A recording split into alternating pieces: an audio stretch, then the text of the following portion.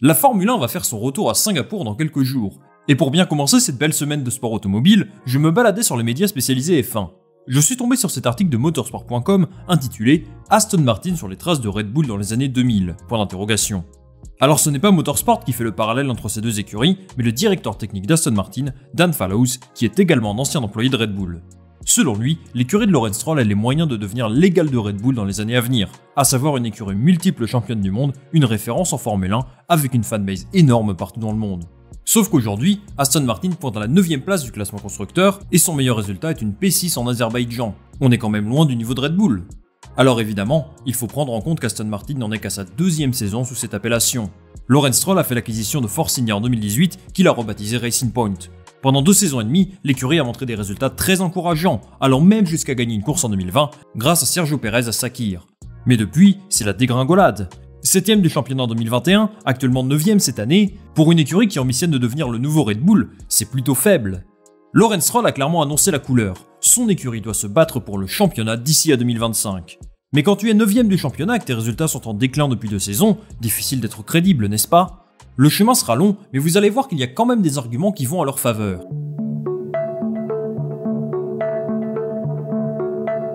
On peut faire un certain nombre de parallèles entre les projets de Red Bull et d'Aston Martin. Revenons 17 ans en arrière. En 2005, l'écurie autrichienne prend part pour la première fois au championnat du monde de Formule 1.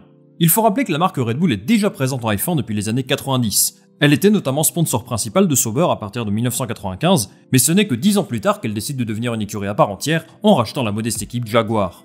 Pour Aston Martin, c'est différent. L'écurie britannique a connu un très bref passage en F1 en 1959 et en 1960. Plus récemment, la marque Aston Martin était l'un des sponsors principaux de Red Bull entre 2016 et 2020. Elle est donc, tout comme Red Bull, passée de sponsor à équipe à part entière à travers le rachat d'une écurie, à savoir Force India. La grande différence quand même, c'est que Lawrence Stroll a d'abord acheté Aston Martin pour pouvoir appeler son écurie comme ça, ce n'est pas tout à fait la même chose. Le parallèle qu'on peut faire entre les deux écuries, c'est l'ambition. Dès l'année 2005, Christian Horner déclarait que Red Bull devait se battre pour le championnat dans un futur très proche. Ils avaient en tête les nouvelles réglementations de 2009 qui pouvaient clairement bouleverser la hiérarchie. Si Jenson Button et Brown GP ont remporté le titre cette année-là, Red Bull a connu ses premières victoires et était au rendez-vous, ça leur a pris 5 saisons. Aston Martin a aussi un objectif à long terme, qui est l'année 2025. Lawrence Stroll se laisse à peu près la même marge de temps que Red Bull à l'époque et mise également sur des nouvelles réglementations. Pour rappel, nous sommes actuellement dans la première année des F1 nouvelle génération. Vous le savez, il y a beaucoup de changements aérodynamiques cette année qui ont grandement impacté la performance des écuries. Ensuite, du côté du moteur, jusqu'en 2025, les unités de puissance sont figées, c'est-à-dire qu'on ne peut plus apporter d'évolution à celles-ci, à quelques exceptions près. 2025 sera la dernière année avant l'introduction de nouvelles unités de puissance aux caractéristiques sensiblement différentes. Alors c'est un autre sujet, et je pense qu'on aura l'occasion d'en parler un petit peu plus en détail dans une autre vidéo. Mais en clair, Aston Martin compte avoir une monoplace capable de se battre pour le titre avant ces nouvelles réglementations. La période 2022-2025 doit leur permettre de construire une monoplace pour gagner le titre en 2025, et ainsi aborder ces transitions vers 2026 de la meilleure des façons. Alors comment compte-t-il jouer dans la même cour que Red Bull, Ferrari et Mercedes dans 3 ans? D'abord, cela passe par une révolution dans son effectif. Depuis l'année dernière, Aston Martin recrute à tour de bras du personnel qualifié dans d'autres écuries. Dan Fallows est un bon exemple. Il avait un excellent poste chez Red Bull, mais a été séduit par le projet Aston Martin, et sûrement la fiche de paix, faut pas se le cacher. En plus de ça, une nouvelle usine flambant neuve est en construction et devrait voir le jour en fin d'année. On note également qu'Aston Martin va posséder sa propre soufflerie à partir de 2023, ce qui est à mon sens indispensable pour jouer le titre. Lawrence Stroll a une stratégie extrêmement ambitieuse. Il compte passer de 500 à 800 employés d'ici à la fin de la saison et recrute des profils qui ont prouvé dans d'autres écuries. Il y a notamment l'ancien directeur aéro de Mercedes ou encore l'ancien designer en chef d'Alfa Romeo. Pour reprendre les propos de Dan Fallows, Aston Martin connaît une révolution importante depuis quelques années. Il faut se rendre compte qu'à l'époque, Force India était une écurie de taille moyenne qui n'a rien à voir avec ce qu'est devenu Aston Martin aujourd'hui. Elle disposait de très peu de moyens et arrivait généralement à produire de très bons résultats. Tout le contraire de ce qu'est Aston Martin aujourd'hui finalement. Avec les moyens colossaux dont il dispose, les résultats restent globalement décevants. Alors, Aston Martin peut-elle vraiment devenir l'égale de Red Bull? Rien n'est moins sûr.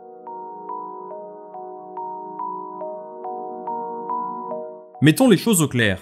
Devenir une écurie candidate au titre en Formule 1, ça prend du temps, sauf si tu t'appelles Brown GP. Par exemple, Red Bull a dû attendre 4 ans avant de se battre pour le titre en 2009. Pareil pour Mercedes, qui a gagné son premier titre après 5 saisons. Aston Martin n'existe officiellement que depuis 2021. Il faut leur laisser du temps pour savoir si oui ou non ils ont ce qu'il faut pour gagner un championnat. Sauf qu'au vu de leur performance actuelle, je pense qu'on peut légitimement émettre quelques doutes sur leurs ambitions. D'abord, ils ont très mal abordé les nouvelles réglementations cette saison.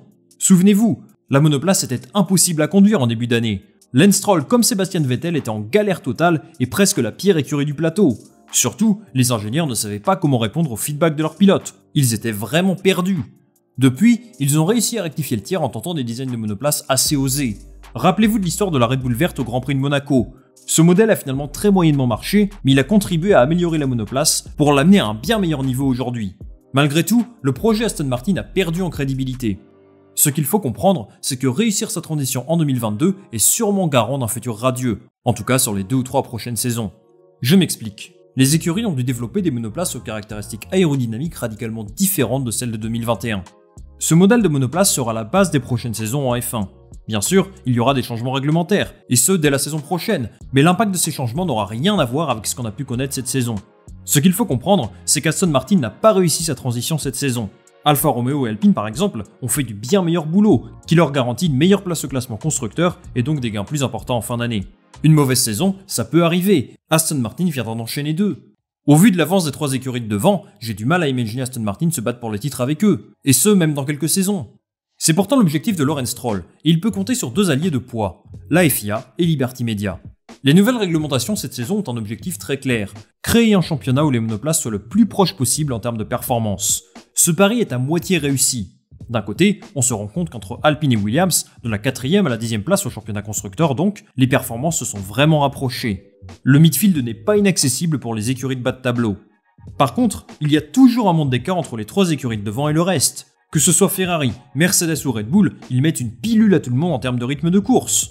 Pour moi, cet écart de performance est expliqué par 2 choses.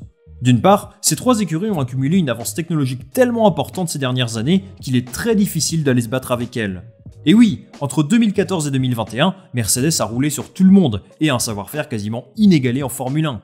Pareil pour Ferrari et Red Bull, ils n'ont pas gagné de championnat constructeur pendant la période de domination de Mercedes, mais ils ont été de sérieux challengers capables de décrocher des victoires. Ensuite, il y a un écart immense entre les effectifs de ces écuries et les autres.